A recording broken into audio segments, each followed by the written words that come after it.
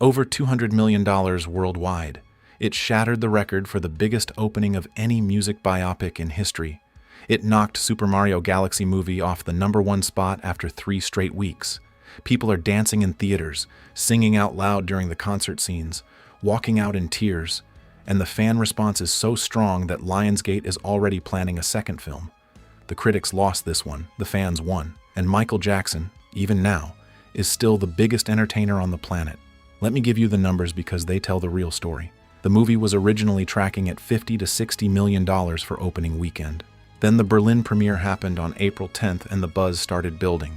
Projections jumped to $65 to $70 million.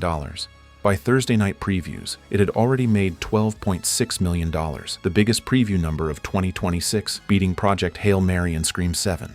By Friday, it pulled in $39.5 million in a single day.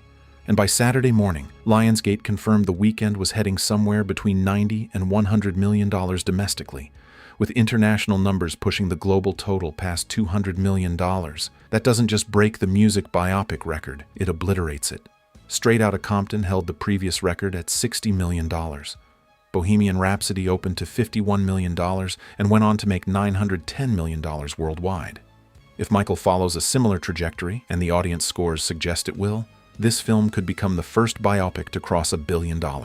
And here's why the audience scores matter more than anything the critics said. CinemaScore gave it an A-. The Rotten Tomatoes audience score hit 96%, the highest ever recorded for a music biopic. Post-track exit scores landed in the low 90s with an 85% definite recommend. Those numbers are almost unheard of.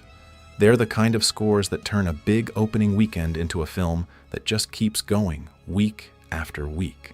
Bohemian Rhapsody had similar audience love and it played in theaters for months. Michael could do the same, and it has a 3.5-hour runtime that makes every screening feel like an event. The reason fans are reacting this way comes down to one person, Jaafar Jackson. Michael Jackson's real-life nephew plays his uncle in the film, and the reaction to his performance has been overwhelming. One reviewer said his performance is the one to beat for the rest of the year. Another wrote that the voice, the dancing, the heart and soul are all there, and that entire theaters were singing and dancing the whole way through. Matthew Bologna called his presence unreal and said, "You forget you're watching an actor." LaToya Jackson, Michael's sister, said at the premiere that she kept forgetting it wasn't actually Mike on screen. Nearly 40% of the film's gross is coming from IMAX and premium large format screens, because people want the concert experience.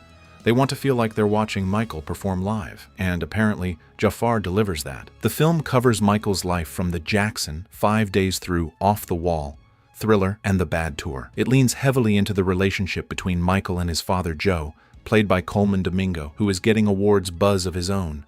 Nia Long plays Katherine Jackson. Miles Teller, Laura Harrier, and Mike Myers round out the supporting cast. Director Antoine Fuqua, who made Training Day, rebuilt the entire third act after legal issues forced 22 days of reshoots. The original ending was scrapped and replaced with a version that focuses on the father-son dynamic instead. That reshoot reportedly cost tens of millions and pushed the total budget to around $200 million. But looking at these numbers, it was worth every dollar. The trailer alone broke records before the film even came out. It was viewed 116.2 million times in its first 24 hours. More than any Lionsgate trailer in history, more than Taylor Swift's Eras Tour film, more than any music biopic or concert movie ever. The social media conversation around the film reached over 417 million followers across platforms, more than double the genre average, and higher than Elvis, Bohemian Rhapsody, and Rocketman combined. Lionsgate internally hopes the film will gross at least $700 million worldwide. If it does, they've confirmed plans for at least one more film, reportedly using around 30% of material that was cut from the original 4-hour version. That means this isn't just a movie. It's the start of a franchise built around the most iconic performer who ever lived. Not every Jackson is celebrating. Janet reportedly clashed with the family over the film. Paris called an early draft dishonest. And critics are divided over whether telling Michael's story without addressing the full picture is responsible filmmaking. But none of that is stopping the fans. They showed up in record numbers. They danced in their seats. They gave it the highest audience score in the history of the genre. And they made one thing clear: the world still belongs to Michael Jackson. The critics can write whatever they want. The fans already decided.